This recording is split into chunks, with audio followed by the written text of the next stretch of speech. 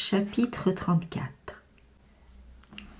Pendant les quelques jours qui suivirent cette soirée, M. Heathcliff évita de nous rencontrer au repas, sans toutefois se résoudre officiellement à en exclure Hareton et Cathy.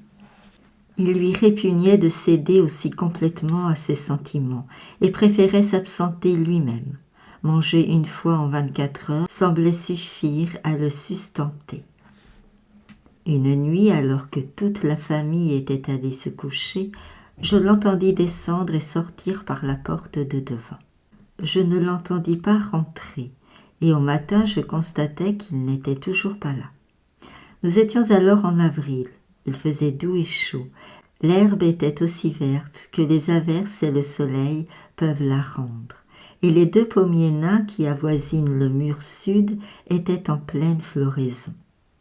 Après le déjeuner, Catherine insista pour que j'apportasse une chaise et que je m'installasse avec mon ouvrage sous les sapins à l'extrémité de la maison. Et elle persuada Hareton, qui était tout à fait remis de son accident, de lui bêcher et de lui mettre en ordre son petit jardin, qu'on avait transporté dans ce coin-là à la suite des plaintes de Joseph. Je jouissais tranquillement des senteurs embaumées du printemps et du tendre et magnifique ciel bleu, quand ma jeune maîtresse, qui avait couru près de la barrière, chercher des pieds de prime vert pour faire une bordure, s'en revint avec une provision incomplète et nous annonça que M. Heathcliff était de retour. « Il m'a parlé, » ajouta-t-elle avec une mine perplexe. « Qu'a-t-il dit ?» demanda Hareton. « Il m'a dit de m'en aller aussi vite que je pourrais, » répondit-elle. Mais il avait un air si différent de son air habituel que je me suis attardée un instant à le regarder. « Quel air ?» demanda-t-il. « Eh bien, presque joyeux, presque rayonnant. Mais non, il ne s'agit pas de presque. Très excité et exalté et heureux, » répondit-elle. C'est donc que les promenades nocturnes l'amusent, remarquai-je, affectant l'insouciance, mais en réalité aussi surprise qu'elle. Impatiente de vérifier l'exactitude de ses dires, car ce n'était pas un spectacle de tous les jours que de voir le maître avec un air heureux, j'inventai une excuse pour rentrer. Heathcliff se tenait sur le pas de la porte. Il était pâle et il tremblait. Néanmoins, il y avait certainement dans ses yeux une étrange lueur joyeuse qui changeait toute sa physionomie. « Voulez-vous déjeuner ?» dis-je. « Vous devez avoir faim après avoir couru toute la nuit, » ajoutai-je, curieuse de savoir où il avait été sans oser le lui demander directement. « Non, je n'ai pas faim, » répondit-il en détournant la tête et en parlant avec assez de dédain, comme s'il devinait que je cherchais à percer le secret de sa bonne humeur. J'étais embarrassée. Je me demandais si ce n'était pas l'occasion de lui faire un brin de morale. Je ne crois pas que ce soit bien agir que d'errer dans la campagne au lieu d'être au lit. Ce n'est pas raisonnable en tout cas par cette saison humide. Je parie que vous attraperez un mauvais rhume ou quelque fièvre. Vous avez déjà quelque chose qui cloche. « Rien que je ne puisse supporter, » répondit-il, « et même avec le plus grand plaisir pourvu que vous me laissiez tranquille. Entrez et cessez de m'ennuyer. » J'obéis. Et au passage, je remarquai qu'il avait la respiration précipitée comme celle d'un chat. « Oui, me dis-je, nous allons le voir tomber malade. Je me demande ce qu'il a bien pu faire. » Ce midi-là, il s'attabla pour dîner avec nous, et il accepta de ma main une assiette pleine, comme s'il voulait faire amende honorable pour son jeûne précédent. « Je n'ai ni rhume ni fièvre, Nelly, » observa-t-il en faisant allusion à mes paroles du matin, « et je suis prête à rendre justice à la nourriture que vous me donnez. » Il prit son couteau et sa fourchette, et il allait se mettre à manger, quand toute envie à cet égard parut soudain le quitter. Il déposa les couverts sur la table, jeta un regard avide dans la direction de la fenêtre, puis se leva et sortit. Nous le vîmes marcher de long en large dans le jardin, tandis que nous terminions notre repas, et Earnshaw déclara qu'il allait lui demander pourquoi il ne voulait pas dîner. Il pensait que nous avions dû le contrarier d'une manière quelconque. « Eh bien, vient-il » s'écria Catherine quand son cousin rentra. « Non, » répondit-il, « mais il n'est pas fâché. Il semblait même étrangement content.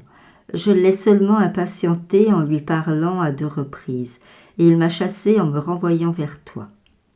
Il s'étonnait que je puisse rechercher une autre compagnie. » Je mis son assiette au chaud devant le foyer, et 1 heure ou 2 après, quand la pièce fut libre, il rentra, nullement plus calme, avec le même air de joie pas naturel, non, pas naturel. Sous ses sourcils noirs et le même teint exsangu, ses dents se découvraient de temps à autre dans une sorte de sourire, et son corps tremblait, non pas comme on tremble de froid ou de faiblesse, mais comme vibre une corde très tendue. C'était un frémissement intense plutôt qu'un tremblement. « Je vais lui demander ce qu'il a, pensai-je, autrement qu'il le ferait, et je m'écriai. « Avez-vous reçu de bonnes nouvelles, monsieur Heathcliff ? Vous avez l'air singulièrement animé. »« Vous pourrez me provenir de bonnes nouvelles, » dit-il. « C'est la faim qui m'anime, et apparemment il ne faut pas que je mange. »« Votre dîner est là, » répondis-je. « Pourquoi ne le prenez-vous pas ?»« Je n'en ai pas besoin pour l'instant, » répondit-il vivement. « J'attendrai jusqu'au souper. Et Nelly, une fois pour toutes, veuillez empêcher Hareton et l'autre de s'approcher de moi. Je veux n'être dérangé par personne. Je veux avoir cet endroit pour moi seul. »« Avez-vous quelque nouvelle raison de les chasser ainsi ?» demandai-je. « Dites-moi pourquoi vous êtes si étrange, monsieur Heathcliff. Où étiez-vous la nuit dernière ? Je ne vous pose pas cette question par vaine curiosité, mais... » « Vous me posez cette question par une curiosité très vaine, » interrompit-il en riant. « J'y répondrai pourtant. La nuit dernière, j'étais sur le seuil de l'enfer. Aujourd'hui, je suis en vue de mon paradis. J'ai les yeux dessus. 3 pieds à peine m'en séparent. Et maintenant, vous feriez mieux de partir. Vous ne verrez ni n'entendrez rien qui vous fasse peur si vous vous abstenez des pieds. » Après avoir balayé le foyer et essuyé la table, je m'en allai plus perplexe que jamais. Il ne quitta plus la maison cet après-midi-là, et personne ne vint troubler sa solitude, jusqu'au moment où, à 8 heures, je jugeai opportun, quoiqu'il ne m'eût pas appelé, de lui apporter une chandelle et son souper. Il était appuyé contre le rebord d'une fenêtre ouverte, mais sans regarder au dehors, et le visage tourné vers l'obscurité du dedans. Le feu s'était réduit en cendres. La pièce était emplie par l'air humide et doux de ce soir nuageux, si tranquille, qu'on distinguait non seulement le murmure du ruisseau en bas, vers Gimmerton, mais le clapotis et les glou-glou qu'il faisait sur les cailloux, ou entre les grosses pierres qu'il ne parvenait pas à recouvrir. Je poussai une exclamation de mécontentement à la vue de l'âtre assombri et me mis à fermer les fenêtres l'une après l'autre, jusqu'à ce que j'arrivasse à la sienne. « Dois-je fermer celle-ci » demandai-je pour l'arracher à sa rêverie, car il ne voulait pas bouger. Comme je disais ces mots, la lumière tomba sur ses traits. « Oh, monsieur Lockwood, je ne saurais exprimer quel terrible choc me donna cette vision d'un moment. Ces yeux noirs profondément creusés, ce sourire et cette pâleur sinistre, je crus voir, non pas monsieur Heathcliff, mais un spectre, et dans ma terreur je laissai la chandelle penchée vers le mur et me trouvai dans le noir. « Oui, fermez-la, » répondit-il de sa voix familière. « Allons, voilà de la pure maladresse. Pourquoi teniez-vous la chandelle horizontalement ? Dépêchez-vous d'en apporter une autre. » Je sortis précipitamment en proie à une sotte frayeur, et je dis à Joseph : « Le maître veut que vous lui apportiez de la lumière et que vous ranimiez le feu. » Car je n'osais pas retourner dans la salle sur le moment. Joseph fit tomber des braises sur la pelle et sortit en les emportant, mais il les rapporta immédiatement avec le plateau du souper dans l'autre main, expliquant que M. Heathcliff allait se coucher et qu'il ne voulait rien manger jusqu'au matin. Nous l'entendîmes monter tout de suite l'escalier. Il n'alla pas à sa chambre habituelle, mais entra dans celle qui contient le lit à panneaux, dont la fenêtre, comme je l'ai dit plus tôt, est assez large pour que quelqu'un s'y faufile. Et l'idée me vint qu'il méditait une autre expédition nocturne dont il préférait que nous n'eussions pas soupçon. « Est-ce une goule ou un vampire ?» me demandai-je. Je connaissais par mes lectures ces hideux démons incarnés. Puis je réfléchis que je l'avais soigné dans son enfance, que je l'avais vu grandir et devenir un jeune homme, que je l'avais suivi pendant presque toute sa carrière, et que c'était une absurdité de céder à ce sentiment d'horreur. Mais d'où venait-il, ce petit être noirot, recueilli par un brave homme pour son malheur ? Murmura la superstition tandis que je m'assoupissais et perdais conscience de ce qui m'entourait. Alors je m'évertuais rêvant à demi, à concevoir une parenté qui lui convint. Et répétant mes méditations de l'état de veille, je passais en revue son existence en y ajoutant de sinistres variations, pour me représenter enfin sa mort et ses obsèques, à propos desquels je me rappelle seulement que j'étais extrêmement contrariée, parce que la tâche m'incombait de dicter l'inscription à mettre sur son monument, que je consultais le fossoyeur à ce sujet et que, vu qu'il n'avait pas de nom de famille et que nous ne savions pas son âge, nous dûmes nous contenter du seul mot de Heathcliff. Cela s'est réalisé. Nous avons dû nous en contenter en effet. Si vous entrez au cimetière, vous le lirez sur sa pierre tombale, avec seulement la date de sa mort. L'aube me rendit mon bon sens. Je me levai et descendis au jardin aussitôt qu'il fit jour, pour voir s'il y avait des traces de pas sous sa fenêtre. Il n'y en avait pas. Il est resté à la maison, pensai-je, et il sera guéri aujourd'hui.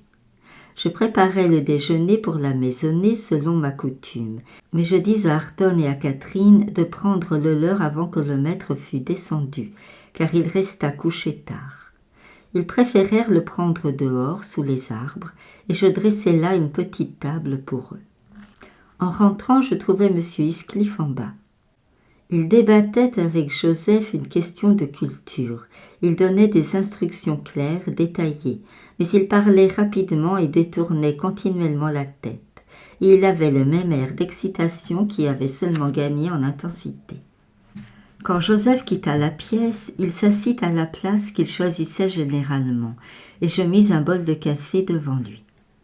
Il l'attira plus près, puis posa ses bras sur la table et regarda, me sembla-t-il, le mur d'en face, et en examinant une certaine portion de haut en bas avec des yeux étincelants, toujours en mouvement, et avec un intérêt si intense qu'il y avait dans sa respiration des arrêts d'une demi-minute. « Allons !» m'écriai-je en poussant un morceau de pain contre sa main. « Mangez et buvez pendant que c'est chaud. Cela attend depuis près d'1 heure. » Il ne fit pas attention à moi, et pourtant il sourit. J'aurais mieux aimé le voir grincer des dents que sourire de la sorte. « Monsieur Heathcliff, maître !» criai-je. « Pour l'amour de Dieu, ne regardez pas fixement comme si vous aviez une vision surnaturelle. »« Pour l'amour de Dieu, ne criez pas si fort, » répondit-il. « Retournez-vous et dites-moi si nous sommes seuls. »« Bien sûr, » répondis-je. « Bien sûr que nous sommes seuls. » Malgré tout, je lui obéis involontairement, comme si je n'en étais pas tout à fait sûre. D'un geste de la main, il ménagea un espace libre devant lui, parmi les objets du déjeuner, et se pencha en avant pour regarder plus à l'aise. Je me rendis compte alors que ce n'était pas le mur qu'il contemplait, car lorsque je concentrai toute mon attention sur sa personne, il me parut qu'il regardait quelque chose qui devait être à 2 pieds de distance. Et quelle que fût cette chose, elle lui causait apparemment du plaisir et de la douleur tout ensemble, l'un et l'autre à un point extrême. C'était du moins l'idée que suggérait l'expression angoissée et cependant extatique de sa physionomie. De plus, l'objet imaginaire n'était pas fixe. Ses yeux le poursuivaient avec une vigilance inlassable, et même quand il me parlait, ne s'en détachait jamais. C'est en vain que je lui rappelais son jeûne prolongé. Il faisait un mouvement pour toucher quelque chose afin de répondre à mes instances. S'il étendait la main pour saisir un morceau de pain, ses doigts se refermaient avant de l'avoir atteint et restaient là sur la table, oublieux de leur but. Je continuais comme un modèle de patience à m'efforcer de l'arracher à la méditation où il était plongé, jusqu'au moment où il se leva avec irritation, me demandant pourquoi je ne le laissais pas libre de choisir son temps pour prendre ses repas, et ajoutant que, la prochaine fois, je n'aurais pas besoin d'attendre. Je n'aurais qu'à poser les choses sur la table et à m'en aller. Après avoir dit ces mots, il sortit de la maison, descendit lentement l'allée du jardin et disparut de l'autre côté de la barrière. Les heures s'écoulèrent dans l'anxiété. Un autre soir vint. Je ne me retirai que tard pour prendre du repos, et quand je l'eus fait, je fus incapable de dormir. Il revint après minuit et au lieu d'aller se coucher, il s'enferma dans la salle en bas. Je prêtais l'oreille, je m'agitais, et finalement je m'habillai pour descendre. Il était trop pénible de rester couché là-haut à me tourmenter la cervelle de 1000 craintes vaines. Je distinguai le pas de M. Heathcliff mesurant avec agitation le plancher, et il rompait fréquemment le silence par une profonde inspiration qui ressemblait à un gémissement. Il murmurait aussi des mots entrecoupés.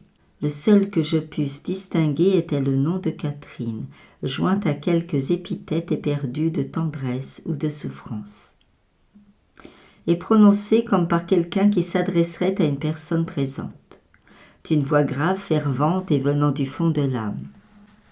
Je n'eus pas le courage d'entrer tout droit dans la salle, mais voulant le distraire de sa rêverie, je m'en pris au feu de la cuisine, le secouai et me mis à en racler les cendres.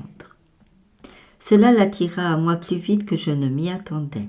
Il ouvrit immédiatement la porte et dit « Nelly, venez ici. Est-ce le matin? Venez avec votre lumière. » « Voilà 4 heures qui sonnent, répondis-je. Il vous faut une chandelle à emporter en haut. Vous auriez pu en allumer une à ce feu? » « Non, je n'ai pas envie de monter, dit-il. Entrez. Allumez-moi un feu à moi aussi, et faites tout ce qu'il y a à faire dans la pièce. Il faut que je fasse rougir les charbons avant de pouvoir vous en apporter, répondis-je, prenant une chaise et le soufflet. Cependant, il errait de ci, de là, dans un état voisin de l'égarement, ses profonds soupirs se succédant si rapidement qu'il ne laissait pas place à une respiration ordinaire. « Quand le jour viendra, j'enverrai chercher Green, dit-il. Je veux lui poser certaines questions juridiques pendant que je suis capable d'accorder une pensée à pareilles affaires, et aussi d'agir calmement. Je n'ai pas encore fait mon testament, et je n'arrive pas à décider comment je dois disposer de mes biens. Je voudrais pouvoir les balayer de la surface de la terre. »« Vous ne devriez pas parler ainsi, monsieur Heathcliff, intervins-je. Laissez quelque temps de côté votre testament. Il vous sera encore accordé du temps pour vous repentir de vos nombreuses injustices. Je n'en avais jamais songé que vos nerfs pourraient venir à être dérangés.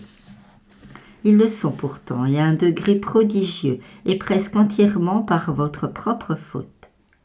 La façon dont vous avez passé ces 3 derniers jours viendrait à bout d'un titan.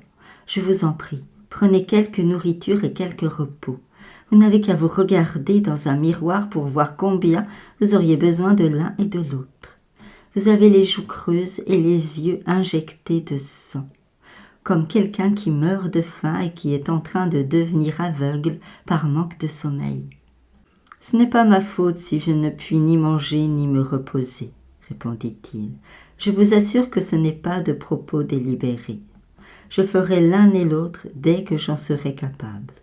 Mais vous pourriez aussi bien conseiller à un homme qui se débat dans l'eau de se reposer à une brasse du rivage.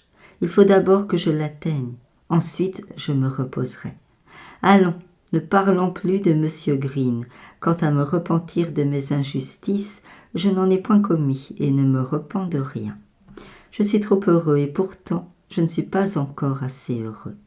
La félicité de mon âme tue mon corps, mais sans se rassasier. »« Heureux, maître !» m'écriai-je. « Étrange bonheur! Si vous vouliez m'écouter sans vous mettre en colère, je pourrais vous donner un conseil qui vous rendrait plus heureux. »« Qu'est-ce donc ?» demanda-t-il. « Donnez-le-moi. Vous savez, monsieur Heathcliff, que depuis l'âge de 13 ans, vous avez mené une vie égoïste, nullement chrétienne. Il est probable que vous n'avez jamais eu une Bible en main de tout ce temps. Vous avez dû oublier ce que contient ce livre, et vous n'aurez peut-être plus le temps de l'y rechercher. Quel inconvénient y aurait-il à envoyer chercher quelqu'un, un ministre d'une secte quelconque, peu importe laquelle, pour vous l'exposer et pour vous montrer dans quelle extrême mesure vous vous êtes écarté de ses préceptes et combien vous serez indigne de son ciel si un changement ne se produit pas en vous avant votre mort. Vous m'obligez plus que vous ne me fâchez, Nelly, dit-il, car vous me rappelez la façon dont je désire être enterré. Je veux qu'on me porte au cimetière le soir. Vous et Ayrton pouvez m'accompagner si vous voulez. Et faites bien attention que le fossoyeur obéisse à mes instructions touchant les 2 cercueils. Il est inutile qu'aucun ministre vienne et qu'on prononce rien sur ma tombe. Je vous le dis, j'ai presque atteint mon ciel et je n'apprécie ni ne convoite en aucune manière celui des autres. Et à supposer que vous persévériez dans votre jeûne obstiné, et que vous en mourriez, et qu'on refuse de vous enterrer dans l'enceinte du cimetière, dis-je, choqué de son indifférence impie. Cela vous plairait-il ? On ne fera rien de tel, répondit-il. Si pourtant il en était ainsi, il faudrait que vous me fissiez transporter en secret, et si vous y manquiez, vous éprouveriez de façon patente que les morts ne sont pas anéantis. Dès qu'il entendit bouger les autres membres de la famille, il se retira dans sa tanière, et je respirai plus librement. Mais l'après-midi, pendant que Joseph et Ayrton étaient à leur travail, il revint à la cuisine, et avec une expression égarée, m'invita à venir m'asseoir dans la salle. Il voulait avoir quelqu'un auprès de lui. Je refusai, lui disant franchement que ses propos et ses manières étranges m'effrayaient et que je n'avais ni le cœur ni l'intention de rester seule avec lui. « Je crois que vous voyez en moi un démon, » dit-il avec son rire sinistre, « une créature trop horrible pour vivre sous un toit honnête. » Puis se tournant vers Catherine qui était là et qui s'était retirée derrière moi à son approche, il ajouta raillant à demi. « Et vous ? Viendrez-vous, ma poulette ? Je ne vous ferai pas de mal. Non, pour vous, je me suis fait pire que le diable. Allons, il y a quelqu'un qui ne reculera pas devant ma compagnie ? Par Dieu, elle est impitoyable. Oh, damnation ! C'est plus, indiciblement plus que n'en peuvent endurer la chair et le sang, même les miens. » Il ne sollicita plus la compagnie de personne. Au crépuscule, il alla dans sa chambre. Toute la nuit et tard dans la matinée, nous l'entendîmes gémir et se parler en murmures. Ayrton aurait voulu entrer, mais je lui dis d'aller chercher M. Keynes, qui lui entrerait et le verrait. Quand il vint et que je frappais à la porte, puis essayais de l'ouvrir, je la trouvai verrouillée, et Heathcliff nous envoya au diable. Il allait mieux et voulait qu'on le laissât tranquille, si bien que le docteur s'en alla. Le soir du lendemain fut très humide. En fait, il plut à verse jusqu'à l'aube. Et en faisant ma ronde matinale autour de la maison, je remarquai que la fenêtre du maître était grande ouverte et que la pluie oblique y entrait carrément. Il ne peut pas être au lit, pensai-je, sans quoi il serait trempé jusqu'aux os. Il faut qu'il soit debout ou sorti. Mais je ne ferai plus de façon, j'irai voir hardiment ce qu'il en est. Ayant réussi à entrer avec une autre clé, je courus ouvrir les panneaux du lit, car la chambre était vide. Les écartant vivement, je jetai un coup d'œil à l'intérieur. M. Heathcliff était là, couché sur le dos. Ses yeux rencontrèrent les miens, si perçants et si farouches que je tressaillis. Puis il me parut qu'il souriait. Je ne pouvais le croire mort, mais son visage et sa gorge étaient ruisselants de pluie. La fenêtre qui battait lui avait écorché une main qui reposait sur le rebord. Le sang ne coulait pas de la blessure, et quand j'y portais les doigts, je n'eus plus de doute. Il était raide mort. Je bloquais la fenêtre, j'écartais de son front, à l'aide d'un peigne, ses longs cheveux noirs.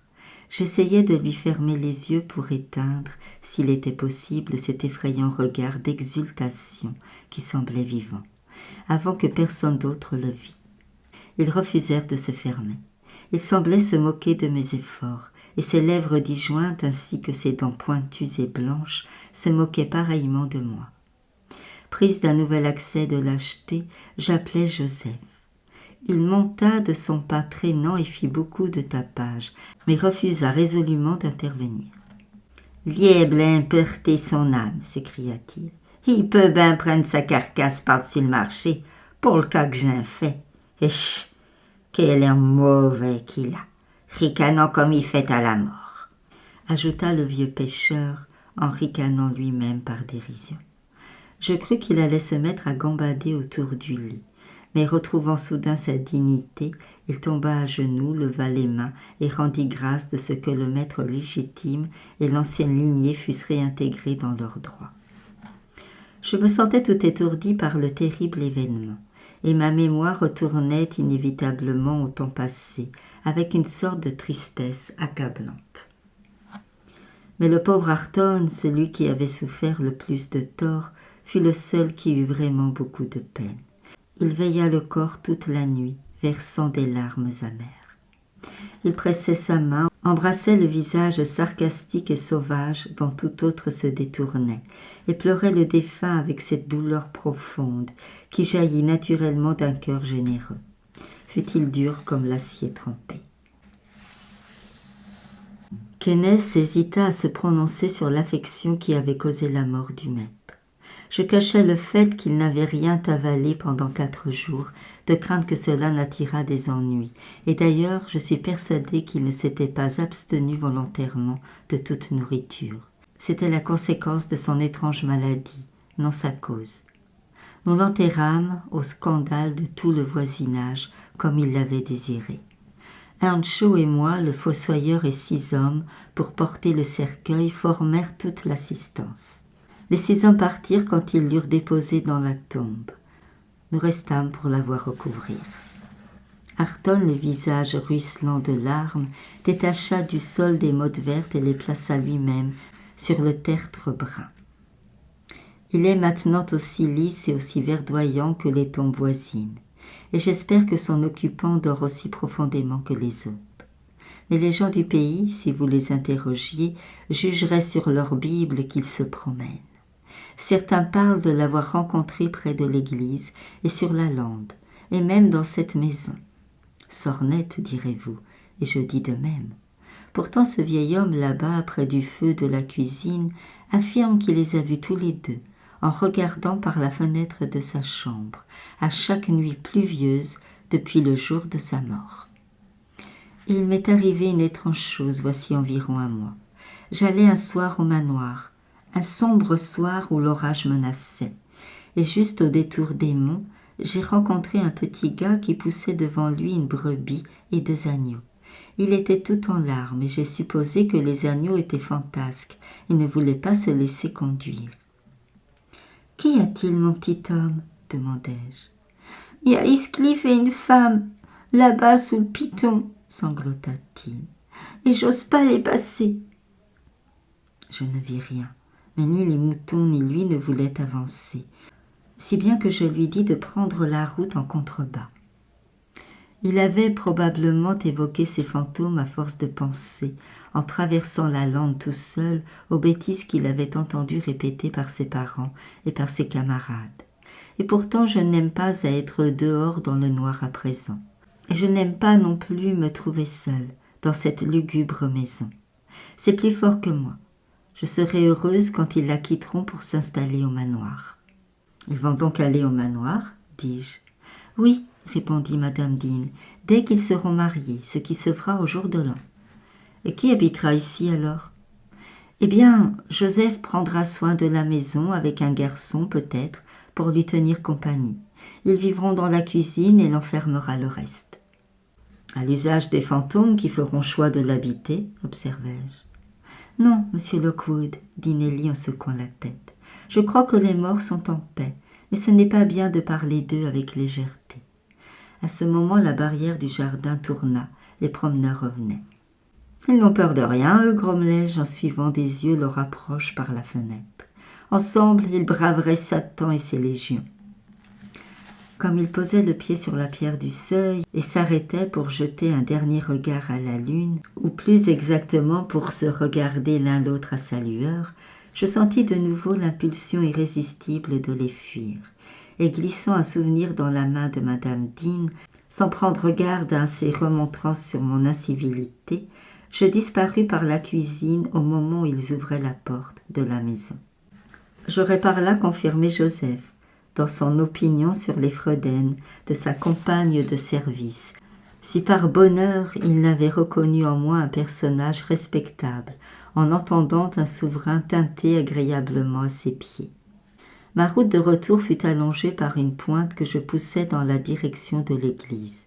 Quand je fus sous ses murs, je constatai que le délabrement y avait fait des progrès rien qu'en ces 7 mois.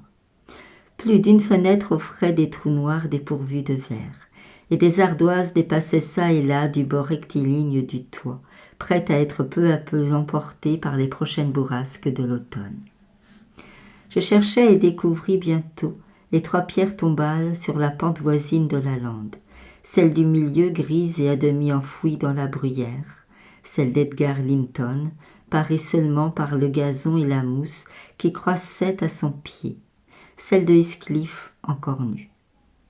Je m'attardais autour d'elle sous le ciel clément, observant les papillons de nuit qui voltigeaient parmi la bruyère et les jacinthes, écoutant la brise légère qui palpitait dans l'herbe, et m'étonnant que quiconque pût prêter un sommeil troublé à ceux qui dormaient dans cette terre tranquille.